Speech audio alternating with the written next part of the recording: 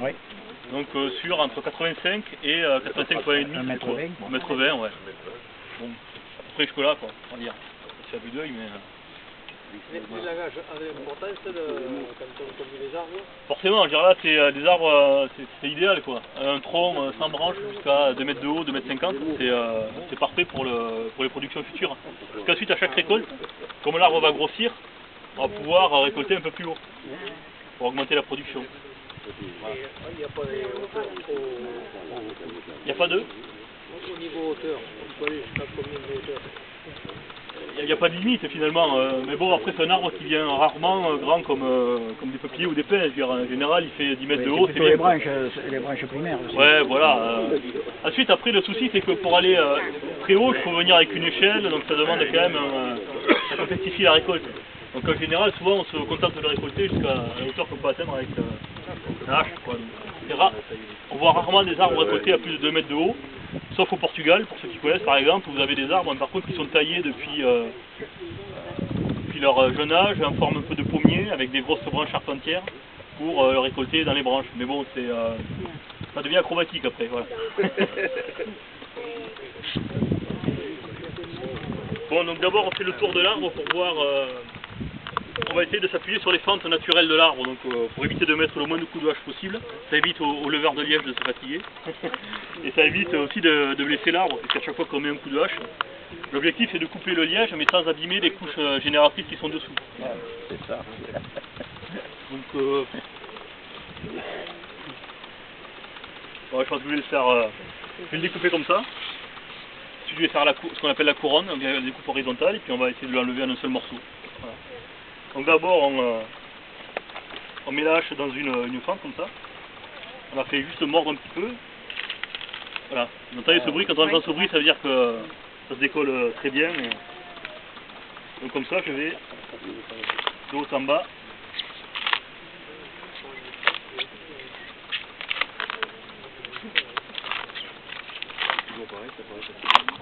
Oui. C'est aussi une question que les feuilles sont très petites. C'est un arbre méditerranéen. Pour ça, il va trouver trop de l'eau. Parce que les chênes un petit peu tendus. On va s'arrêter par là à peu près pour la hauteur. Ensuite on fait la couronne.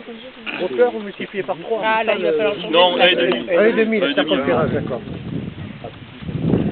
Après bon, on ne vient jamais vérifier avec un mètre Oui, de bien bord. sûr, non. On va dire c'est pas là quoi, voilà. Oui, C'est à peu près... Alors la partie au-dessus sera faite quand alors?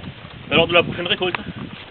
Lors de la prochaine récolte, on peut aller un peu plus haut. Alors il y aura cette partie-là qui sera en mâle, et la partie en bas qui sera femelle. Et la fois suivante, on aura plus de production. Ah ouais. Et l'objectif, c'est de pas trop stresser l'arbre. Voilà. Donc c'est pour ça qu'on reste dans cette... bon, c'est des conventions sylvicoles qui sont appliquées à peu près généralement dans tous les pays producteurs, qui ont été... c'est un peu empirique en fait.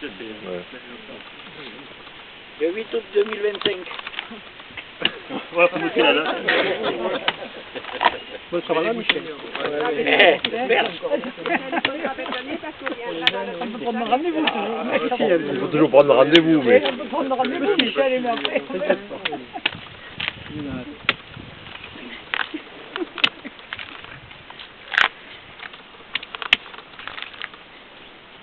Ça va retomber au même endroit, c'est mieux.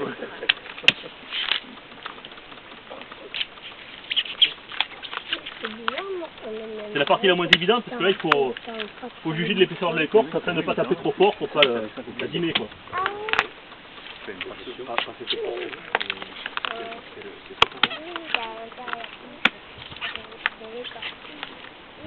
Voilà.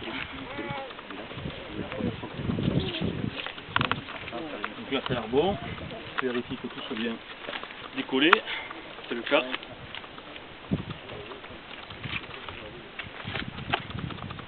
Voilà, et ensuite donc avec le manche en biseau, on décolle.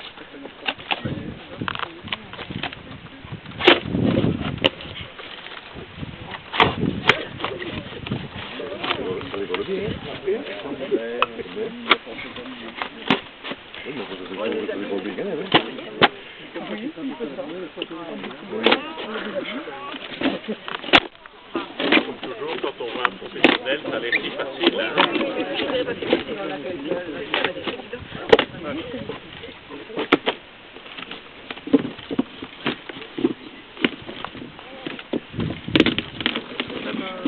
Ensuite,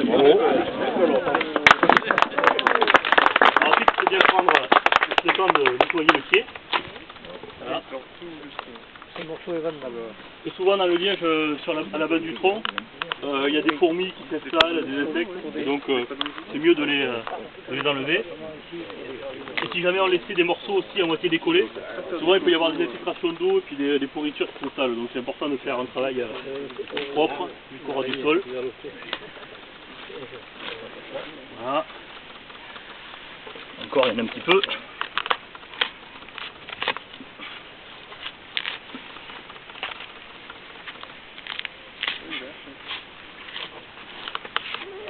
La prochaine coupe, c'est plus épais après Dans 10 ans ensuite. Dans 10 ans. Et l'épaisseur.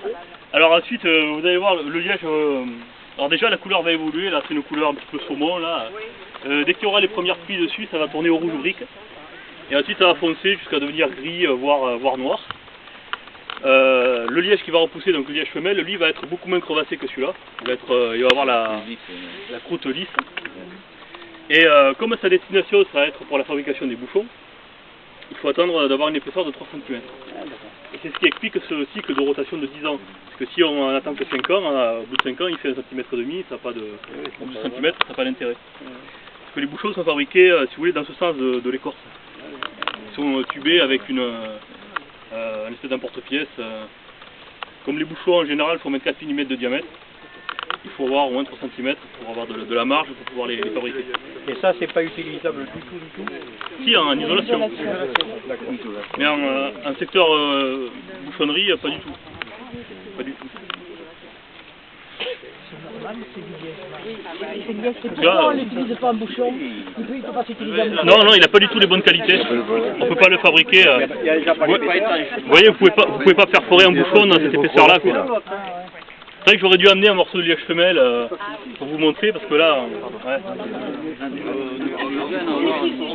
J'ai dû garder les bouquins. Ah bon? Il a dit, hein. Et alors là, si vous venez toucher le tronc, il est humide, vous sentez là, vous avez la sève qui... C'est frais quoi.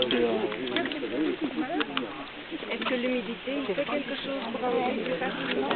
Oui, mais c'est parce que c'est la sève en fait. Alors, ça montre que qu'il a fait des pressions.